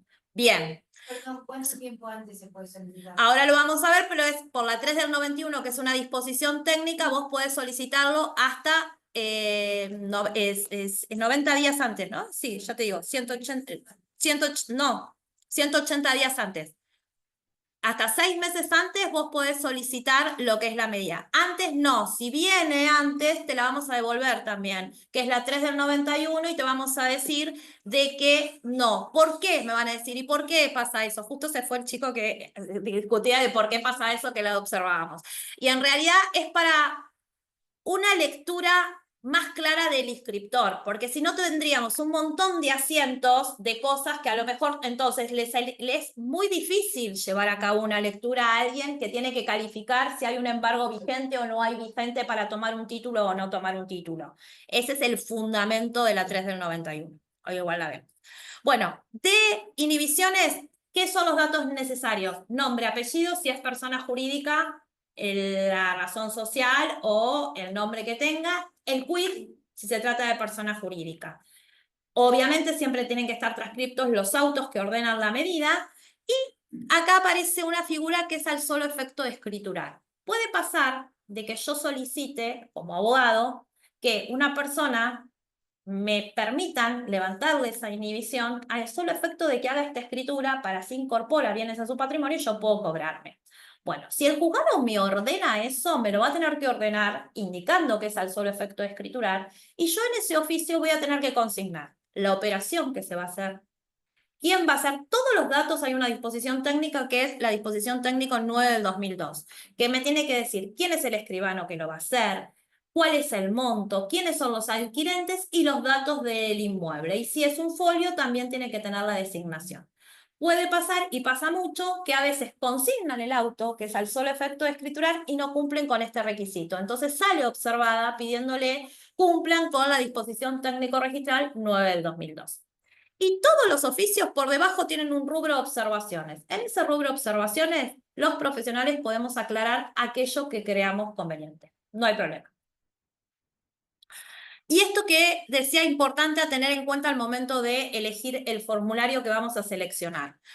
Los levantamientos que ingresan pueden salir rechazados, no se inscribe en forma provisoria, no te levanto provisoriamente un embargo, te lo tengo, sigue vigente hasta que traigas los requisitos necesarios. Bueno, entonces, después yo no voy a mandar un ampliatorio para subsanar esa observación, porque ese documento requiere un nuevo número de ingreso. Entonces, ahí sí va el modelo de medidas cautelares sobre las personas o sobre el inmueble de qué se trate, porque va a tener un nuevo número de presentación. Lo que sí me va a servir es el timbrado, porque si bien no tiene una inscripción provisoria, el timbrado tiene una validez de 180 días. Y el timbrado, si yo ese documento lo ingreso dentro de los 180 días, me va a servir. ¿Está? Bien. El timbrado, acá, y ahora lo vamos a ver en un modelo con una imagen, son lo que tenemos que notificarle al juzgado y nosotros decirle al juzgado, aparte de acompañarle la boleta, decirle en el escrito que le hacemos en la comunicación electrónica, el timbrado son los 18 dígitos. Ahora lo vamos a ver en la boleta en qué parte aparecen esos 18 dígitos que son los números de timbrado. Después pasa que muchas veces ponen el número de boleta, ponen otros números, entonces cuando va al sector vinculación con el Estado, le sale observado, porque no es el número de timbrado. Y ahí viene la queja y te traen el comprobante, sí, pero no es lo que se consignó en el oficio. El timbrado, bueno, esto se valida al momento en que ingresa al registro, no se puede utilizar para ningún otro tipo de trámite, por eso que les decía, si pagué en un mismo formulario 5 documentos, lamentablemente, por los carriles normales, perdí ese dinero. Existe una posibilidad excepcional, que es por vía de un expediente para la devolución de la tasa, pero es prácticamente excepcional y no es el canal, es decir, por vía del canal normal, ya esa plata se perdió. ¿Y qué desaparece con las medidas cautelares que estuvimos viendo acá en Provincia de Buenos Aires? El folio de seguridad, no hay folio de seguridad porque viaja directamente, y el formulario de asociación, que les decía que era el que se utilizaba desde sui generis hasta el momento que llegamos a esta situación. Acá aparece para que vean de dónde sacan el número de timbrado. Esta es una imagen de la boleta. Por debajo de la boleta aparecen los 18 dígitos. Esos son los 18 dígitos que ustedes le tienen que notificar al juzgado y que tienen que mirar en la boleta, que son los que tienen que cargarse para la parte de lo que es el timbrado. Y acá aparece otra figura que también es muy común la observación y que el profesional consulte, que es la tasa sujeta a recupero. ¿Qué significa tasa sujeta a recupero? Significa que ese documento, cuando se vino a trabar, por encuadrar dentro de algunas circunstancias, por ejemplo, en el marco de una quiebra, en el marco de ejecución de honorarios profesionales o en supuestos de convenios firmados con el registro, no pagó la tasa correspondiente. Pero eso no significa que estaba exento, era tasa sujeta a recupero. Cuando se recupera el dinero por el pleito de que se trate, por ejemplo, en una ejecución de honorarios, le pagan al profesional los honorarios y se viene a levantar esa medida, bueno, en ese momento se va a tener que pagar la tasa del levantamiento y la tasa de la traba de la medida. La tasa de la traba de la medida siempre se va a calcular con el valor de una tasa simple de lo que esté vigente en ese momento. Si yo vengo a levantar por tasa sujeta recupero en el 25 y yo trabé en el 22, no voy a aplicar la tasa del 22, voy a aplicar la tasa simple, el valor tasa simple del 25. Y después el levantamiento le podré adicionar el pago simple o urgente. Eso es como yo quiera hacerlo, ¿no? Pero eso es cuando a veces le sale la observación que le dice, falta abonar 13.000 pesos, tasa sujeta a recupero. Y ahí viene el profesional y te dice, pero si yo aboné el levantamiento 13.000 pesos, o peor, cuando es levantamiento suelen mandar al particular, porque están urgidos, entonces viene el particular y dice, pero si acá está la constancia de que pagué los 13.000 pesos. Sí, pero es tasa sujeta a recupero. Cuando trabó tu abogado, no la pagó. Entonces ahora vos tenés que pagar 13.000 por 2.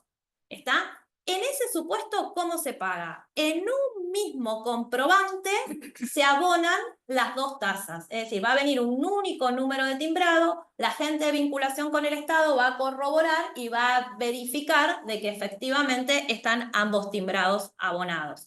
Lo que va a pasar es que si pagó uno solo y la observación es por eso, ya ahí no le queda otra manera que pagar con otro timbrado, porque no puede sumar a ese timbrado. Y esos son los únicos supuestos donde aclarando en observaciones que se complementa el timbrado, lo que hace la agente de vinculación con el Estado, que es la que controla, verifica que un timbrado ya se validó y que este viene a complementar algo que faltaba y lo da por válido. ¿Está?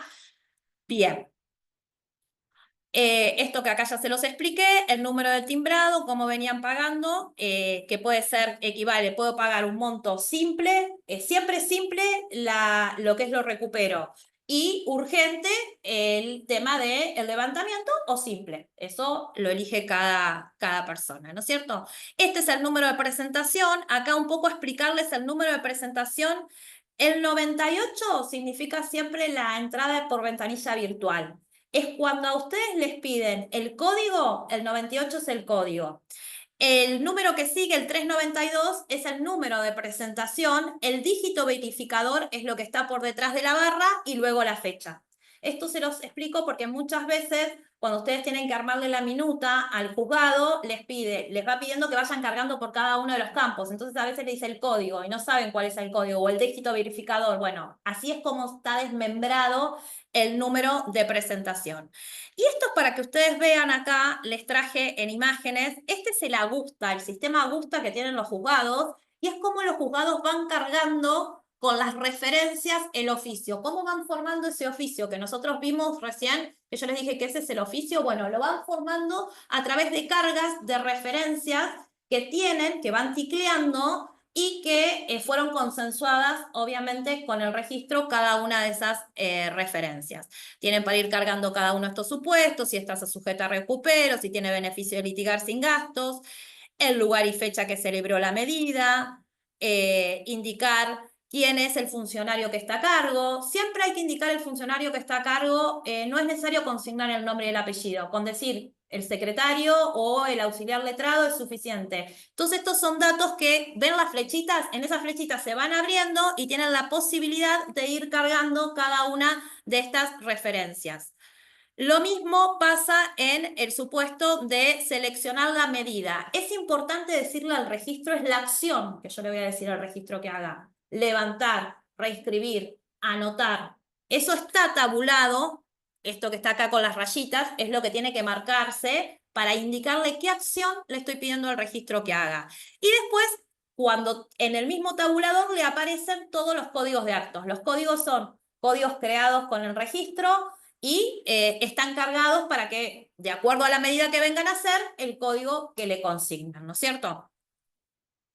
Si la medida viene a modificar algo de una medida que yo ya tengo inscripta, tengo que citar esa medida de origen que vengo a modificar, ya sea que la vengo a reinscribir, que la vengo a levantar, tengo que citar esa medida de origen.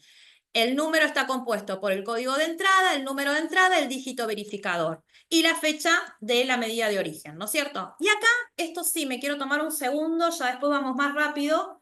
El tema de las clases de embargo. Nosotros tenemos los embargos preventivo, ejecutivo y ejecutorio. Eso nos interesa a nosotros como abogado en el desarrollo del proceso.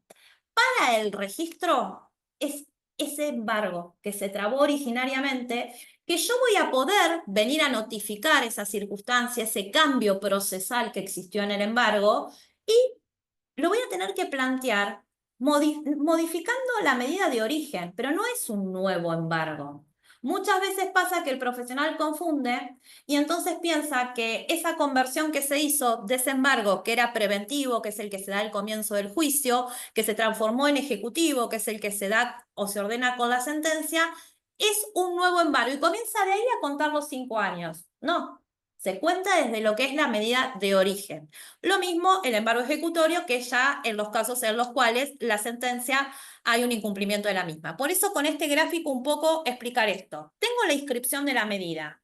¿Caduca cuándo? Conforme el código de procedimiento, a los 5 años. Todo lo que voy a encontrar por el medio son movimientos de la medida. No hacen o no dan lugar a un nuevo plazo, como es la modificación del monto, como es una aclaratoria, una rectificatoria, o en el caso de que ya ahí sí venga lo que es la reinscripción. Y acá un poco lo que preguntaba recién la compañera. La reinscripción es siempre y cuando yo la plantee 180 días antes. Si yo no la planteo 180 días antes y la planteo un poquitito antes, me va a salir directamente rechazada diciéndome de que tengo que cumplir con la 3 del 91. Por más que Facu no esté de acuerdo con esa observación, que ya lo aclaramos, pero bueno, y explicamos el por qué, va a salir observada en base a esa disposición técnica.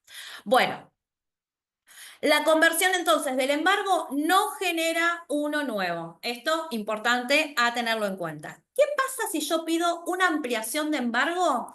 Y en ese caso, ampliación del monto del embargo y ese embargo se encuentra caduco. Pasaron los 5 años. O pido una reinscripción de ese embargo y ese embargo se encuentra caduco.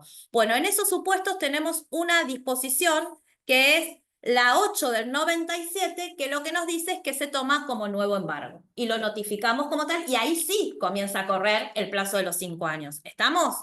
Bueno, acá esto es nada más que imágenes porque lo que les quiero decir son los datos del inmueble. Siempre vamos a requerir más datos cuando es un folio. ¿Por qué? Porque es más difícil ubicarlos. Esto de la titularidad, que es 1 sobre 1, no es necesario consignarlo, sí va a ser causal de observación si es titular de parte indivisa y no lo consigné. Después, si es una unidad funcional o complementaria, tengo que consignar. No basta con poner la inscripción de dominio porque tengo que saber sobre qué unidad funcional o complementaria voy a trabar la medida. Y acá esto que les quise traer en imágenes, para que ustedes identifiquen. Acá estamos hablando de un fichero de años viejos. En el marco de esos librotes, nosotros tenemos que ir a trabar un embargo. Entonces, la forma de individualizar el inmueble es mucho más difícil a una técnica, esta es una técnica de protocolo, donde ya pasamos un poquito más adelante, a esta técnica que es la técnica del folio real matrícula, donde exigiéndole la inscripción de dominio el partido, ya tenemos los datos para poder ir a lo que se llama la ficha, que es la matrícula, es decir, de Villaro, ya que estamos en homenaje de Villaro, la ficha, que es la matrícula, y que ahí vamos a encontrar los datos. Este es un fichero de folio real. Y acá explicarles de dónde extraen los datos ustedes como profesionales, porque a los que trabajamos en el registro nos parece muy natural la matrícula, pero a aquellos profesionales que no trabajan en el ámbito del registro no es tan habitual. Entonces, saber que si ustedes quieren sacar la inscripción del dominio, la van a encontrar ahí arriba, que dónde está la nomenclatura catastral, las unidades funcionales, la titularidad de dominio que se encuentra en el rubro A de la matrícula, el caso de que sea un inmueble afectado a pH, la unidad funcional de que se trate, y siempre, y acá venimos un tema como profesionales, tener en cuenta algo, la titularidad. La titularidad, una cosa es quién es titular del derecho real de dominio, y otra cosa es aquel que forma parte de una comunidad ganancial.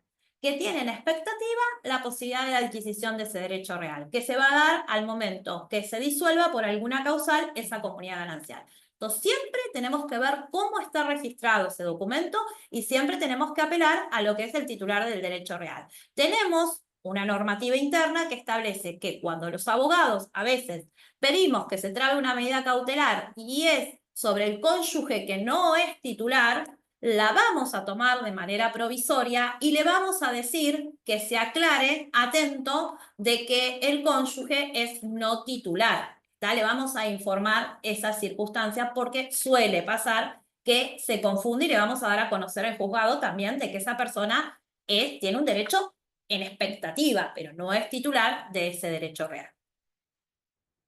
Bueno, la nomenclatura catastral, también del lugar donde la obtienen. También si tienen que citar una designación que es para los casos de folio más compleja, cuando estamos hablando de una medida cautelar, saber que la designación puede ser de acuerdo a título o de acuerdo a plano. Si yo menciono que es de acuerdo a plano, no me basta con decir que es de acuerdo a plano. Tengo que mencionar del plano al que me refiero y cómo lo designa ese plano, ¿está? Cómo conforme ese plano va a ser la designación. Es muy común que digan designación de acuerdo a plano. ¿Y qué plano es? ¿Y cómo lo designa? O que digan designación conforme plano, mencionan el plano y no dicen cómo ese plano lo designa, ¿está? También eso tenerlo en cuenta. En los supuestos, es decir, bueno, los titulares pueden ser que una medida cautelar recaiga sobre el titular del derecho real, como puede ser un beneficiario de la ley 24.374, el usufructuario, o titular de otro derecho real, por ejemplo, un superficiario. En ese caso, tengo que aclarar en observaciones titular de qué derecho real es y no hay inconvenientes, se trabará si cumple con todos los requisitos lo que es la medida. En el caso de las personas humanas o jurídicas, los datos esenciales son nombre, apellido y CUIC, y DNI para el caso de la persona humana. En el caso de que se trate de un extranjero, tengo que aclarar de que se trata de una persona que si es residente o en tránsito, solo si se tratase de una persona extranjera, si no, no es necesario. Y en el caso de las personas jurídicas, el tabulador marca todas las opciones de personas jurídicas que pudiesen llegar a existir y si no encuadran en ninguno de esos supuestos, están las personas jurídicas de la sección 4ª de la Ley General de Sociedades, que son las que no encuadran en ninguno de esos supuestos, pero tenemos que marcarlo y tenemos que indicarlo, porque así se traba la medida y así se pide la publicidad. El sistema de inhibiciones está vinculado. Entonces, de la forma en que yo voy a trabar la medida es de la forma en la que me van a publicitar si el día de hoy mañana yo necesito solicitar un pedido de inhibiciones. Bueno, esto que ya les expliqué hoy, la 9 del 2002, los campos que son sí o sí obligatorios si es al efecto de escriturar una medida. Y acá, importante, los oficios judiciales habilitados de forma electrónica son todos los que tengan el sistema Agusta, quedan excluidos los del SIN, como recién explicaba y daba un ejemplo Carlos, el tema de, por ejemplo, los juzgados de garantías que trabajan con el sistema del Ministerio Público Fiscal, quedan exceptuados los juzgados federales y quedan exceptuados los de Ley 22.172. Están habilitados para todo lo que es anotar, reescribir, modificar o levantar. Si ingresa algo a ese canal seguro que no sea alguna de estas medidas, va a salir rechazado directamente por la mesa de entradas. Es decir, le va a salir un rechazo que muchas veces los profesionales nos preguntan. Me salió este rechazo, comunicarse con el chat de la Suprema Corte, que era decir. Entonces nosotros ahí le explicamos, y porque mandaron al juzgado y el juzgado mandó a ese canal algo que no era esta medida. Si no es alguna de estas medidas, sale directamente rechazado. Generalmente la causal de observación, para que la identifiquen, es 800. Cuando les aparece un 800, significa eso, que fue mandado otra cosa. Esto hoy se los mencioné, el artículo 7, los datos mínimos que tiene que tener cada uno de los oficios. El de anotaciones personales, el de inscripciones y el subsanatorio. Es todo lo que estuvimos viendo y hablando hasta recién. Nada más que ahí está sistematizado en 3 columnas. La medida se anota en forma definitiva, ¿qué les va a llegar? O se anota en forma provisoria. Si se anota en forma definitiva, la firma la persona, que nosotros llamamos en nuestra organización, el inscriptor o el embargante. Si se toma en forma provisoria o es rechazada, lo va a firmar el profesional del área. Pero siempre va a llegar la notificación a lo que es el expediente a través del firmador. Y es esto lo que le llega a los juzgados. Es decir, la notificación, la constancia de anotación definitiva o provisoria Y en todos los supuestos llega abajo la leyenda de que es con firma digital conforme el artículo 288 y 286 del Código Civil y la ley nacional que establece la validez de lo que es la firma digital. Los plazos son de 7 días hábiles para los documentos urgentes y 12 días hábiles para los documentos simples. Eso lo dice la norma. En los 3 modelos aparece esta leyenda de abajo que les decía de lo que es la ley nacional y acá, esto sí, como profesionales, tener en cuenta. Hasta acá hablé todo de medidas cautelares de manera electrónica. ¿Qué pasa si tengo que prorrogarla, esa medida cautelar? Bueno, no tenemos forma electrónica de prorrogarla. Si la tengo que prorrogar, voy a tener que ir a la disposición técnico registral 14 del 2016, las que estuvimos hablando al principio, y ahí buscar el modelo de prórroga. Como abogado, lo voy a llenar, es poner el número de presentación, de fecha, la inscripción de dominio. Voy a pagar el timbrado y lo voy a ingresar por mesa de entrada. Lo firma el profesional directamente porque no tenemos forma de pedido de prórroga electrónico. Bueno, acá los juzgados que quedaban exceptuados y algo para decirles de los requisitos simples, ya terminando, los documentos de extraña jurisdicción. ¿Qué nos pasará si tenemos que anotar medidas cautelares de extraña jurisdicción? Similar a lo que les dije hoy a las medidas de registración. Viene el testimonio tiene que venir con el sello medalla.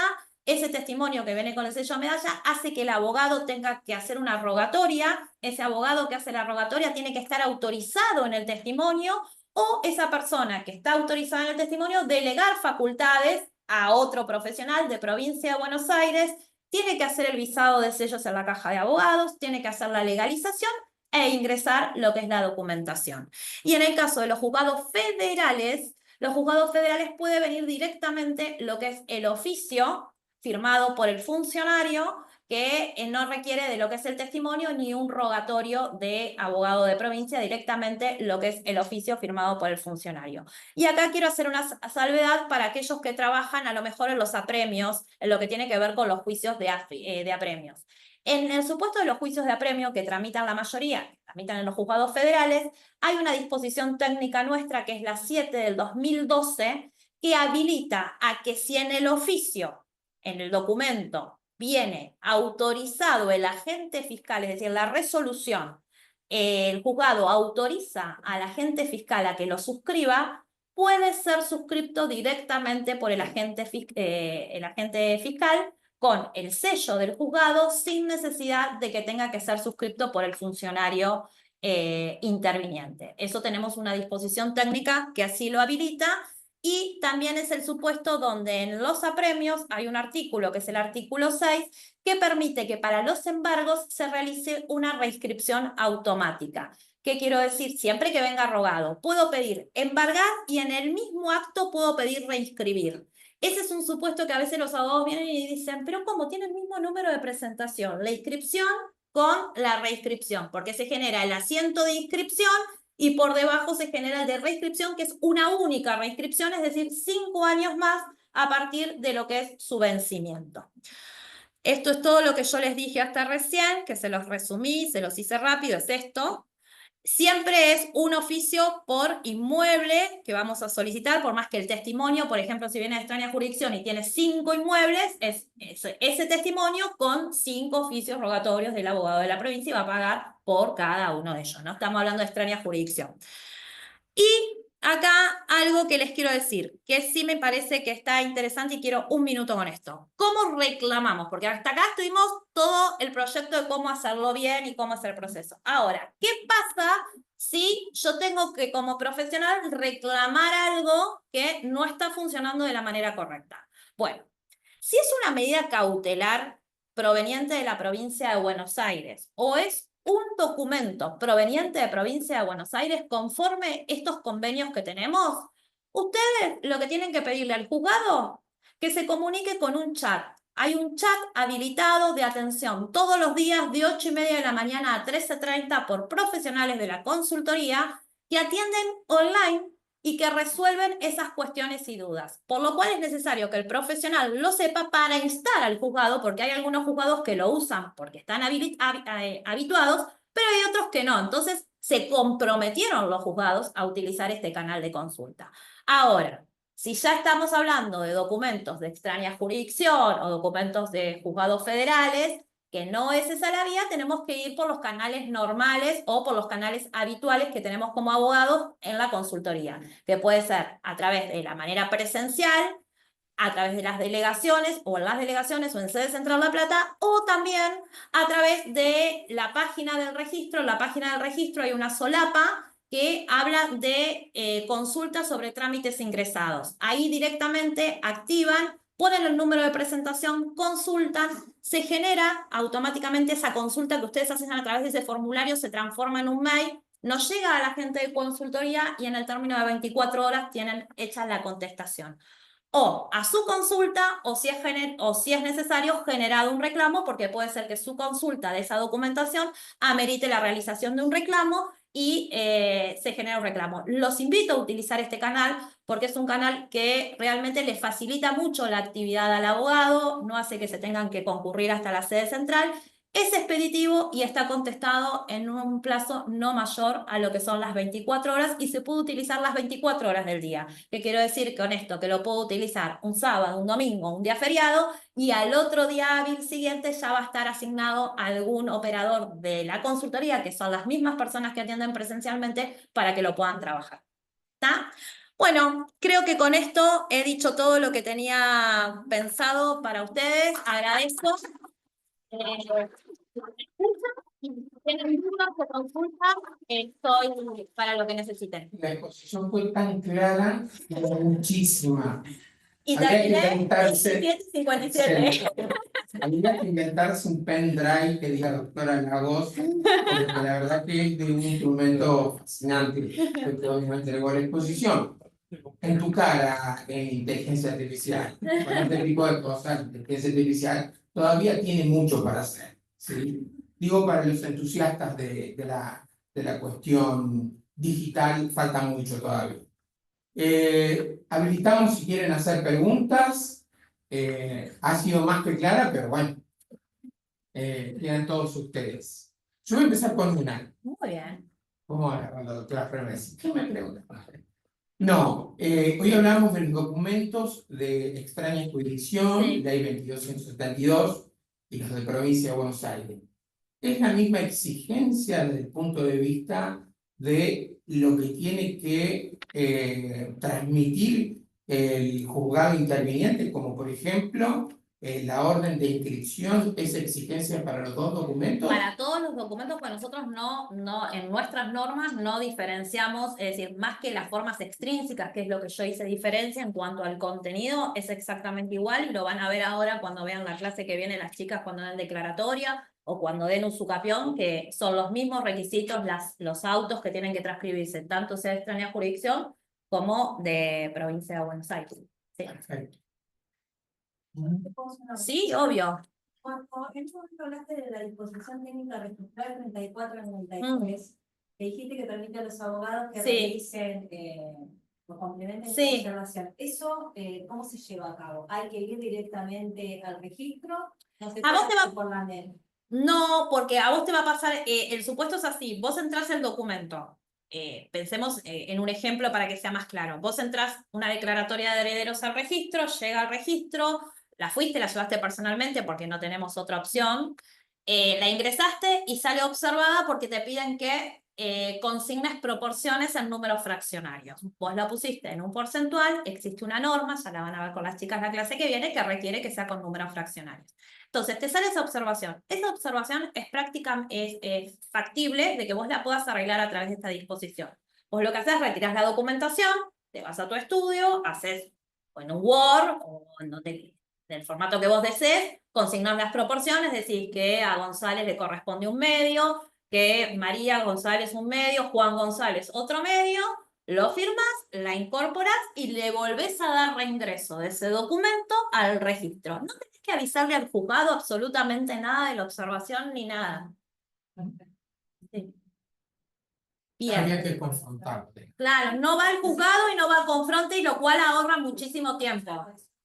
Sí, es una disposición que muchas veces nos pasa a nosotros de la consultoría, que cuando viene el letrado un poco ofuscado y enojado, y nosotros le ofrecemos esta solución, baja Se baja como muchos cambios porque entiende que no tiene que volver al juzgado con todo lo que eso implica y que simplemente yendo a su estudio y haciendo la nota, pero siempre les digo esto, tiene que ser, por eso los invito a que descarguen esta disposición, que la vean, nosotros se la solemos entregar, porque tienen que ser los datos que ahí se permite modificar. Sí, por una mirada del departamento jurídico, como les digo, era solo para declaratorias y se amplió para todos los documentos, pero lo que no se ampliaron son los actos que están ahí, solo los datos que están ahí se requieren, ¿cierto? Bien, ¿alguna consulta, duda? Bueno, hacemos de nuevo un fuerte aplauso. Así que llegamos a la doctora. Muchísimas gracias a todos por la presentación.